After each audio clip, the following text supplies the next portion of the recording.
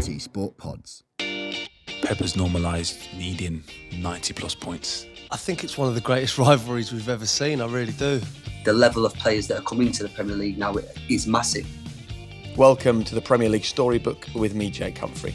We've reached the end of our journey through these 30 years. I really hope you've enjoyed it, but there is time for one final chapter. This is the modern rivalry, how Pep Guardiola and Jurgen Klopp have revolutionised the game that we know today.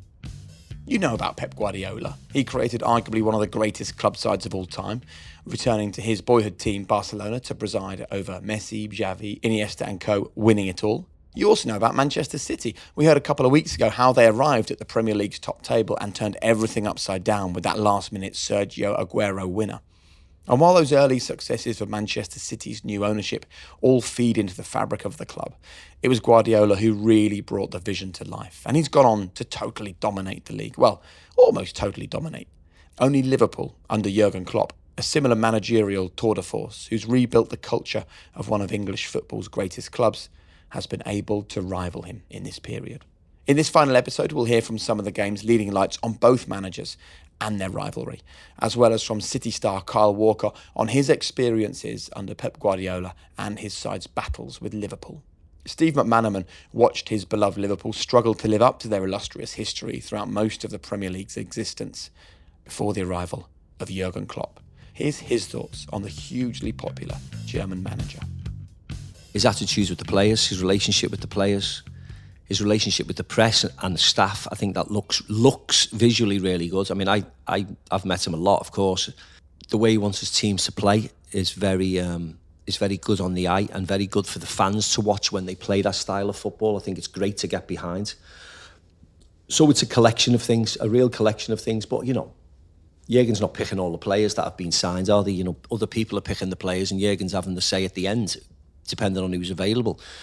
So it's not just one man and, you know, 15 players. It is a huge collective effort now. It's not just as easy as, not as easy as it was back in the day, but running a football club and being involved with the football club is not all consuming like Sir Alex used to do everything back when he was manager, or, you know, Roy Evans or Kenny Dalglish used to look after the apprentices and used to do contracts and used to do this. That's just impossible now because football teams are so big. So it's a huge collective effort from Liverpool, but what they've done is absolutely phenomenal, and they look now like just a well-oiled machine. They look as if they could lose 2 or 3 peripheral players every year and bring in one, balance the books and be even better. And I think that's that's the most pleasing thing if you're a Liverpool fan. We heard previously how Julian Lescott was part of Man City's first Premier League title win. He's delighted with how Guardiola has taken success in the blue half of the city to incredible new heights. I think the heights that they've reached is unique, but what more impressive is the longevity of that run. Like, he's normalised, and Liverpool obviously need credit for that as well, but Pep has normalised needing 90 plus points to win the league. So when you think about it, that's 30 games you need to win. So you can only drop points in like 8 games, which is crazy. And that is normal. Like, unbeaten runs have been done in the past. There's been some great teams that have done unbeaten runs, but now going unbeaten for 10, 12 games isn't enough. You need to win 10, 12 games in a row. And that being normal is crazy to think about. I think he's helped the vision of football, changed it arguably as well for a number of coaches and teams, but also potentially hindered some as well, because everybody wants to play that way, or most teams want to play that way, and it's not as easy as they make it look, and he makes it look. But I think the most thing which has impressed me was the consistency and the lack of complacency that he allows. He often, like literally from the first season, he's talk about the next game. I'm like, you can't not mean that for 7 years. You obviously mean that and believe that. So they're the things that have impressed me. What's it like, though, to work with Pep every day, maintaining that level of brilliance season after season? Well, Kyle Walker has been a mainstay of Guardiola's Manchester City. So let's hear from him. So, Kyle, Talking about when you first arrived at Manchester City, what did you know of Pep from his time at Barcelona, or maybe what were the first questions you asked of the players you knew that were already at the football club to find out a bit more? Well, obviously being at Tottenham for the amount of years that I was at Tottenham, we finished above Man City that season before me coming to Man City. So I spoke to Jack, I spoke to Raheem, and obviously just trying to get his philosophy and what's he like as. Obviously, we could see what he was like as a manager from his time at Barcelona and Bayern Munich, but what was he like as a person and to work under? Because I had a really good relationship with Pochettino, and I think that Tottenham was building a great philosophy at the time. But once, I spoke to John, I spoke to Raz, it kind of set it, in stone that I wanted to, definitely come and work under this great manager and under this great football club as well. And how central was he to the decision for you to join Manchester City? I think he was massive. I think just having spoke to him and, kind of listened to his thoughts and how he wanted to build the team and the players that he was bringing in. Obviously, in that season, he signed me, Danilo, Ederson, Bernardo Silva. I hope I'm not forgetting anyone here. But there was quite a few of us that become a key role in the upcoming seasons that we went on and had. So there was a lot of obviously changes, and he probably was settling into the Premier League and knowing the Premier League, obviously just having the first season there. But it was important that the new signings as us gelled quickly and, got the stamp and hit the ground running. And it's one thing a manager having a vision, as you will know in your career, it's a very different one. The manager managing to get that vision into the players and playing in the way that he wants. What can you tell our listeners that they might not know about the way that Pep Guardiola goes about with new players like you were at the time, setting expectations, giving you your roles, making sure that he sort of holds you to account when you don't deliver what he wants? Well, I think I can speak personally, obviously, on myself, that he was very patient with me. Obviously, knowing the Premier League and playing in the Premier League since I was 19, I knew that league, so it wasn't that he had to explain the league to me. But I've been playing as a wing back for 2 or 3 years under Pochettino, and obviously every coach has their different style of playing. So I would say most of all, he was most patient with me because I didn't really get his philosophy. I didn't get about the build-up. I didn't get about, short, simple passes that attracted the defending team to come to you to then you can punish them in different areas. So it did take me a while to probably grasp. Maybe I hid that in games really well because I was used to the Premier League and it was just go out and play, Kyle. But in training, he used to get me in his office and explain certain things where I can improve on and things that I can work on in my game. And that's full credit to him because he could have said, well, you're 27, I bought you for X amount of pounds of money, you should be able to do it. But he took the time to, teach me and to nurture me into the way that he wanted me to play in his side. And you obviously arrived, as you've already said, with loads of these other players, Bernardo Silva, Ederson, Yeah. Aymeric Laporte. What was it like with seeing all of those players kind of integrating into the squad at the same time?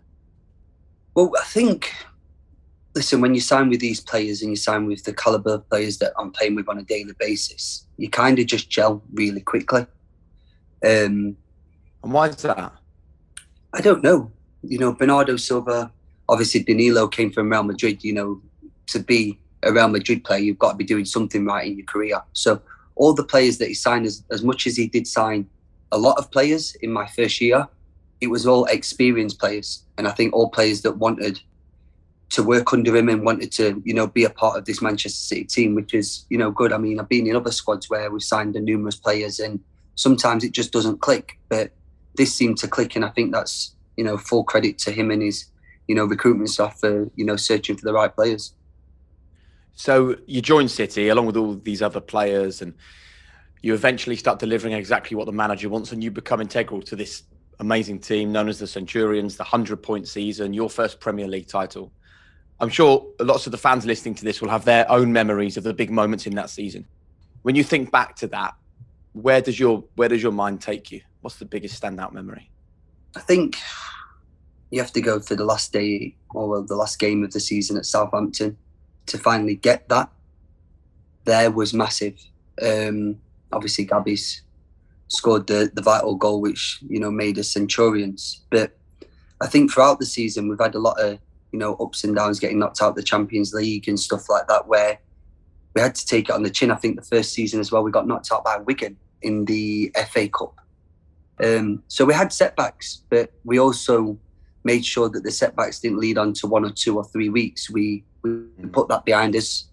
More than likely, the manager gave us a dressing down, and it was kind of like, okay, that game's gone now. We move on to the next one. So I don't think I can pick one because, listen, it's a Premier League season, and we all know that it's 38 games and they're really tough games. But I do think that, the standout for me was the Southampton, and winning it how we did was great. I work obviously with Rio Ferdinand a lot, and he says that when he was at Man United, he kind of he hid a little bit around the training ground, particularly around the legends of the club. Like if Charlton walked in, he was like, "Oh man," because they'd done it, they'd won it, the whole lot. And he said winning the Premier League and then after that winning the Champions League, for him, it just changed the way he walked around that place. I wonder for what's come since, how important that first title was, just to remove all of the doubts or the concerns from people whether this team could do it. I feel, for me, my first title for Manchester City was the Carabao Cup. So I had, a few finals that I played in at Tottenham. And unfortunately came out the other side and didn't win. I played in a playoff final for Sheffield United at Wembley and didn't win. So for me to actually get that one was the most important, because it was like, okay, you know what, now I can go on and win, and now I know what it tastes like to walk up them stairs at Wembley rather than being stood on the pitch clapping. But as you say, the Premier League was the one that I wanted. Listen, still now I've played in a Champions League final. I'm very fortunate to have played that because not many people have done that. But I still regard the Premier League as the top one for me, because I just feel, as I've said before, it's 38 games and it's so tough. Anyone you speak to will explain how tough it is to actually go away to difficult places on a cold, wet night when you've got some of the foreign lads that they've got gloves on and stuff, and you're looking at them in the tunnel and you're thinking, are they up for this? Do they know what they're in for here? But this City team seems to prove it time and time again that, I'm probably wrong and they can wear gloves and go and score, a certain amount of goals in a game. Yeah, it's interesting. And I want to talk to you as well about the financial thing. It's far less rare these days, isn't it, for big foreign owners to come in, take over a football club and spend a lot of money. Back then it was still something that dominated a lot of the conversation. What was it like among the players? Did it almost give you this feeling of, let's just prove people wrong, let's show them that we are going to be good enough? I think with a transfer fee for a player, you don't demand or you don't put a price tag on your head and kind of say, well, that's what I'm worth, you have to pay this or I'm not coming. That's negotiated between two clubs. I remember when I came, I got a lot of stick, and people are saying, well, he's not 50 million or 50 million plus. And you do feel, I've seen a few tweets from, Gary Lineker, which I've made it public before, that he said, well, what about if he could cross the ball? But it gave me a bit of fuel to kind of say, okay, I'm going to go and prove you wrong. But I think that's just in my football career, what I've kind of had to do for a lot of it, where I signed for Tottenham, I was the sixth right back. There was a lot of right backs in front of me. We're talking about Chimbonda, Chorluka, Hutton, Gunter, Kyle Norton, and then there was me. So I've kind of always had to prove people wrong. So it gave me a little bit of fuel for fire to go and actually do that. But as I say, about the transfer fee, or the transfer fee that, people have got in recent years, people don't ask for that. The lads or the players don't ask for that. It's negotiated between two clubs, and whatever they obviously negotiate, you kind of have to, the pressure's on your shoulders because you have to go and do the work come game day. Of course. Let's talk about defending the title then, because that's one of the things that is so difficult to do, particularly in the Premier League era. Very few teams, very few clubs have done it. What was the secret to defending the title successfully? I think it was the bar that we set the year before. Right. We knew the standards. There was no excuses. Where the first season we could have come in and said, okay, there's a lot of players. We've got a new goalkeeper. We've virtually got a new back four. But the second season, it was kind of like, well, we made that kind of look easy.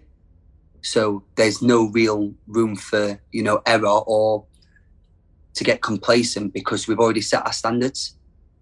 And then it kind of just fell into place. Obviously, winning all 4 competitions in England, we kind of dominated it. It was good. Was it as easy as I thought it was going to be. Of course not, because I don't think a team prior to us had done that in maybe 6 or 8 years. I don't know. I'm trying to just remember what the manager was saying, but we knew it was going to be tough, but we knew that we had the players, and the manager was adding obviously key members to that squad with the likes of Riyadh and stuff, that was giving, other people a push in training to perform better as well. And do you remember how quickly Pep moved the conversation on to defending the title rather than the one you just won? It was as soon as we got into, pre-season.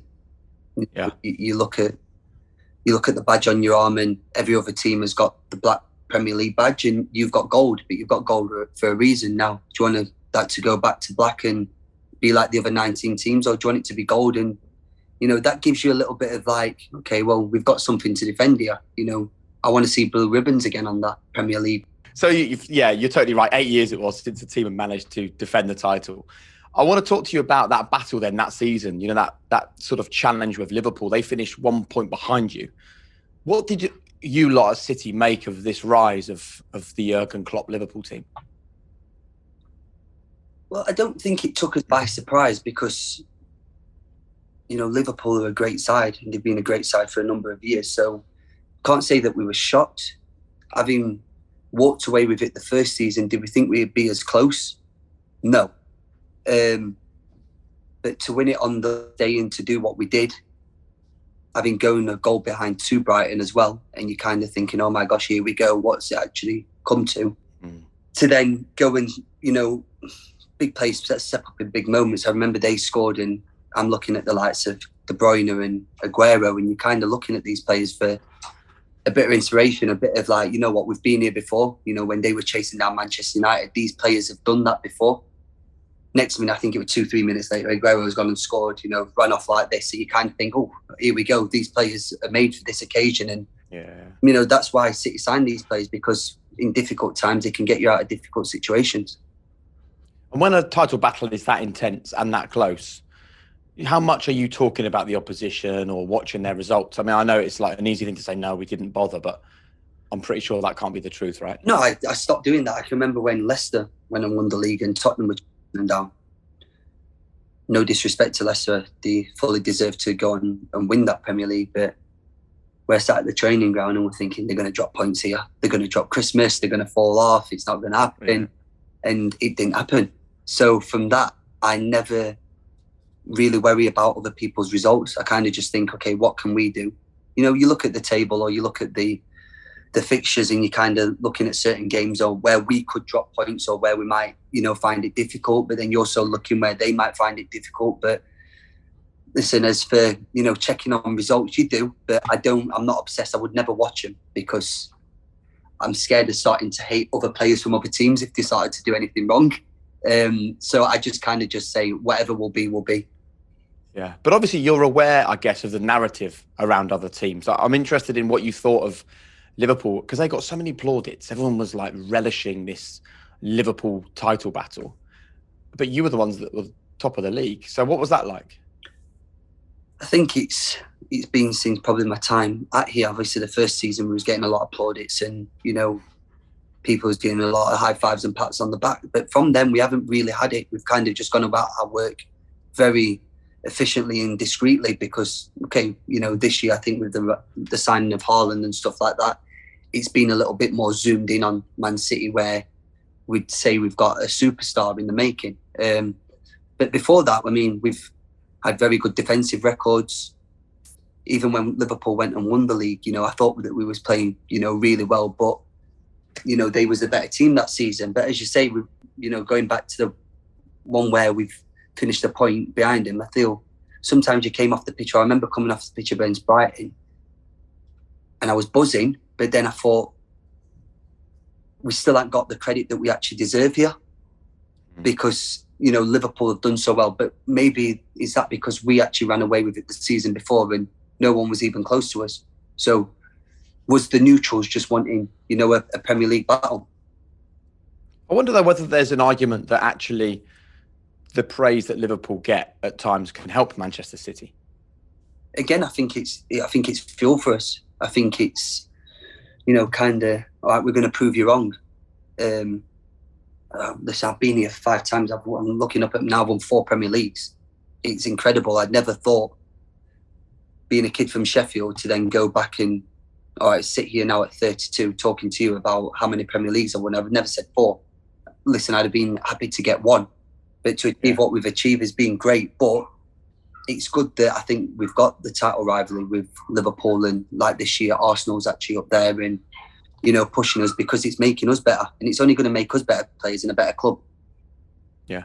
And I think, you know, what we're watching here, because I'll be honest, I absolutely love watching Liverpool. I think the club and the team and the fans are fantastic. And I think the same for Manchester City. Like, you've almost rewritten the rules of the Premier League, and it feels like this is a real pure footballing rivalry. You know, it's not built on individuals. It's built on, you know, 2 great footballing sides. Do you think it's the best the Premier League's ever seen, the way that you're pushing each other to be better every week? I think it's probably standard of football, and that's no disrespect to, you know, the Arsenal team that was fantastic and the Manchester United team that was fantastic and won, you know, a number of leagues. I think the football and the standard of football and the level of players that are coming to the Premier League now is massive. Do I think it's great? It's great for the neutrals. Do I wish that we ran away with it every year? Of course I do, because I want to win as many as I can.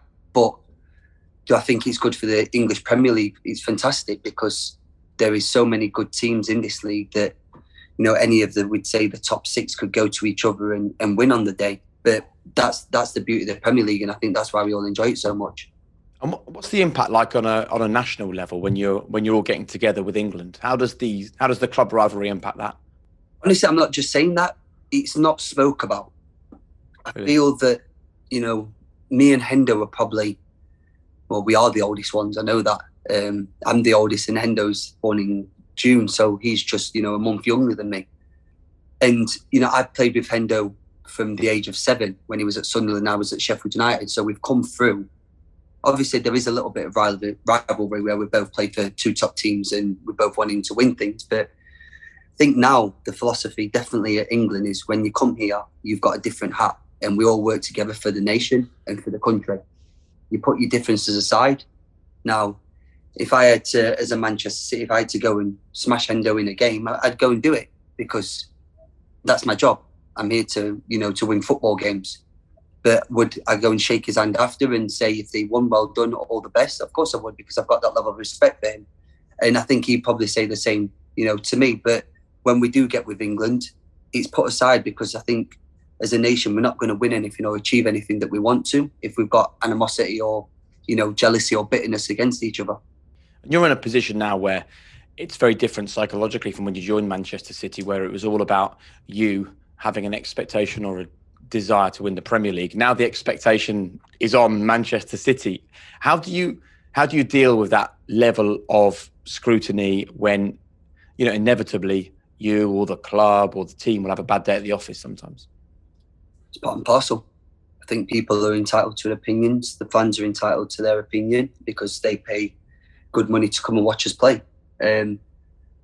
I always say, you know, I've definitely said more recently in the interviews that I've done, it's about the top 10%, that to be, you know, a great player, you have to block out that. You have to maybe don't take the positives too positive, and don't take the negatives too negative. Take it on board, take it on the chin. When you've had a bad day at the office, as everyone can do, you know, you take the criticism and you move on. The best thing about football is there's always another game.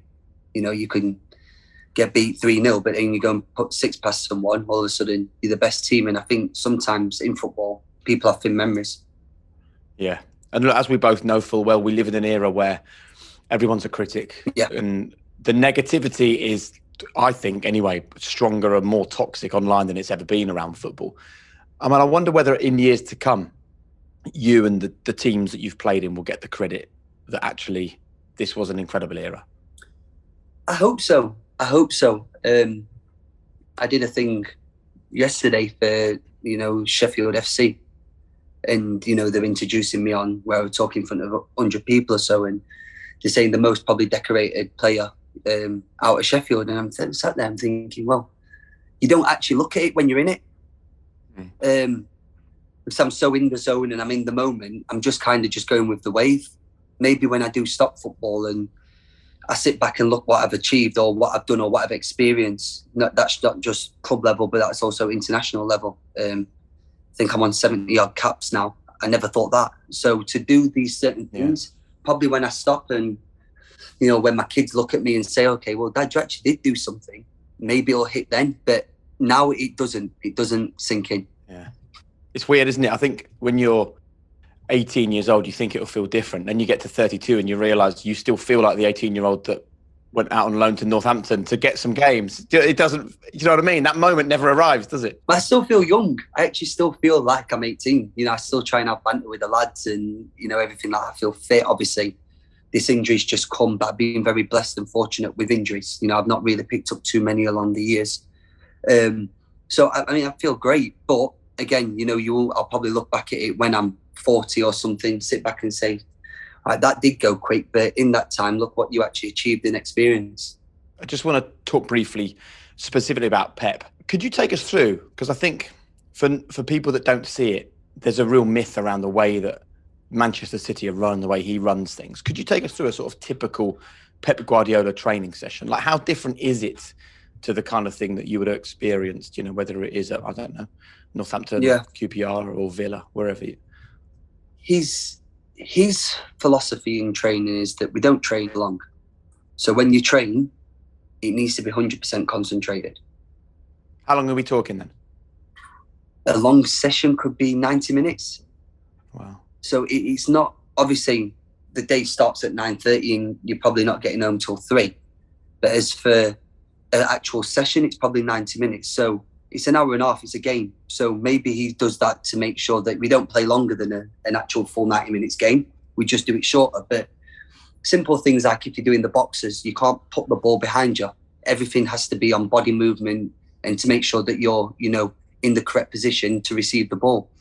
And listen, he likes to keep the ball. He likes to do, you know, passing drills and stuff like that. But it's so intense. You know, you come off it and you're not physically tired. It's more mentally, because the demand and the concentration that he wants from you and that he expects from you is so high. And what's the rest of the day made up of then that creates this culture at Manchester City? What does he have you doing for the other few hours? Well, you've got meetings. You have a meeting every day in the morning. So you arrive at 9:30. You do your body fats and your weights and stuff like that. Go for breakfast. 10:45 is normally a meeting. So there's screens on the physio room and they'll say meeting or no meeting. 8 times out of 10 there's a meeting. That's for 15-20 minutes. Then you're in the gym doing your pre-activation and work before you go outside. He takes his training session of the 90 minutes or so, and then after he might chuck in a meeting after that. But it depends, because he's a manager that if we play on a Saturday, he'll probably give us a Thursday off. Now that was unheard of. Normally it's Saturday, you have Wednesday off, as the old typical English managers. But he kind of like to do, after a game on a Saturday, you'll never have a Sunday off. So you're in on a Sunday. So the players that don't play will then train and we do a proper cool down. Then he'll give you the Monday off. So you do Tuesday, Wednesday, and then off Thursday. But that's the way how he feels that, or his coaching staff feels that he'll benefit. And talking about you personally and him, you know, he's referred to as a brilliant man manager. How have you experienced his one-to-one man management in your time at City? He's been great. I mean, sometimes he calls you up and you're thinking, oh, not again, because he's so intense. But then I've been in his office sometimes and he's just asking how I am. How's my family? You know, how's life outside of football and stuff like that? And I think he doesn't really get the credit. Sometimes he can be, you know, tunnel visioned and all about the team and the 11 that he's starting. And I don't think he'd be wrong on me saying that. He doesn't maybe put an arm around people where they need it when they're not starting. But then sometimes he's come to my office, come and get a cup of coffee, have a sit down, let's have a chat, not about football. So he has the balance really right. And I think his staff do as well, where they, you know, they talk to you and they make sure that if you obviously don't want to go and approach the manager, you've got a communication where it can go from A to B to C kind of thing. So listen, I can't tell him how to coach. He's managed some great teams throughout the years in different countries and got great results. But how he's settled into Manchester, I'm guessing he loves it because he keeps on extending his contracts here. And the lads, you know, love working underneath him, and the types of players that he's signing and keeping everyone happy in the team. It's a problem that I wish, I don't, wish I had, because to keep 26 international players happy all at one time is a tough job, because everyone believes that they should be playing.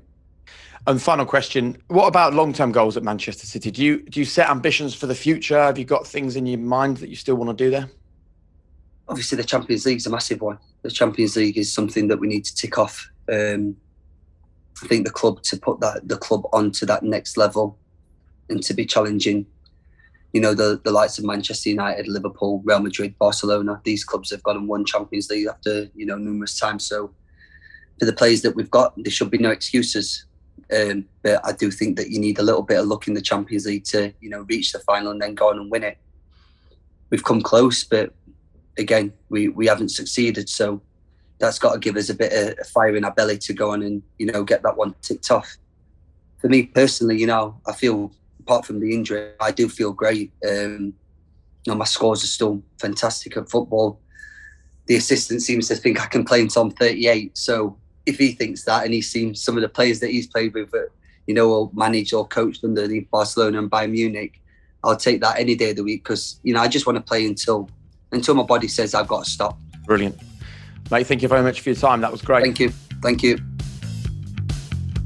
I enjoyed that. I love the insight about the training methods and the way it works and the demands put on the players, the stuff that only those in Pep's close circle really understand. And I thought Carl was so honest about that rivalry with Liverpool. So thanks to him for joining us. So is Manchester City against Liverpool now the Premier League's greatest rivalry? We'll leave you with some of our top names giving us their view. Here's Steve McManaman, Martin Keown, Jolyon Lescott and Peter Crouch.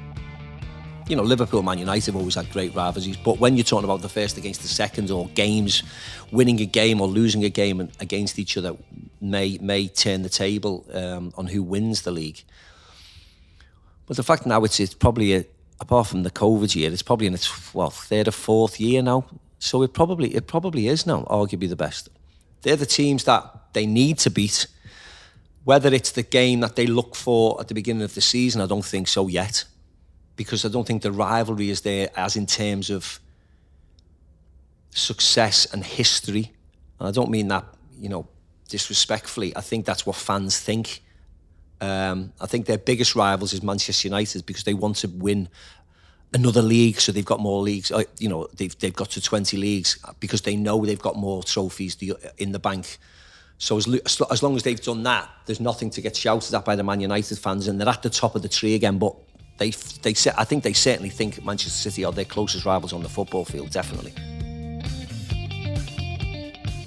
The really good managers, they've got their DNA running through the players.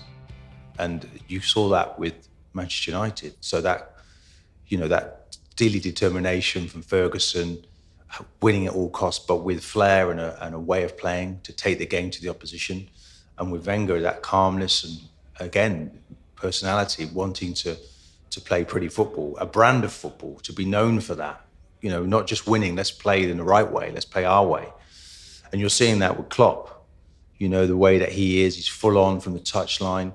His team is that high press, full of energy. And then with Pep, you see that, there's no anxiety. They just play pretty football, stick to the message, and they cut teams to ribbons it's almost choreographed, the way they play. Amazing football.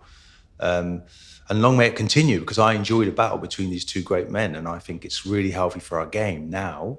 Maybe they've looked at Wenger, maybe they've looked at Ferguson and thought, maybe it's better fit if we just behave ourselves and enjoy the challenge that we present to one another. Depends how you define rivalry, because to some, that word you associate like a fighting. I think it's probably it definitely is the highest quality rivalry we've seen, because the points tally proves that. But different rivalries mean different things. There's no way you're going to say to United and Arsenal fans, this is more intense than their rivalry. But I just think that the quality is probably higher. But the fierceness of it, you'd probably argue it was previous United, like Keenan Vieira, like that was electric. Rio and Henry and Campbell and Rooney, like, or Van Nistelrooy. Like, if you just do them matchups, like, it's different, and it just seems different. I think having watched that period, the matchups seem more glamorous than any individual matchups now. But in terms of the whole bigger level of football, this is definitely the highest quality. The fact that they embrace each other doesn't mean they want the other to do well as any more or any less than, say, Sir Alex and Arsene. Like, it's there. They want to beat each other just as bad as previous managers and rivalries, but there's just a different level of respect now. I think that is throughout football, and you often hear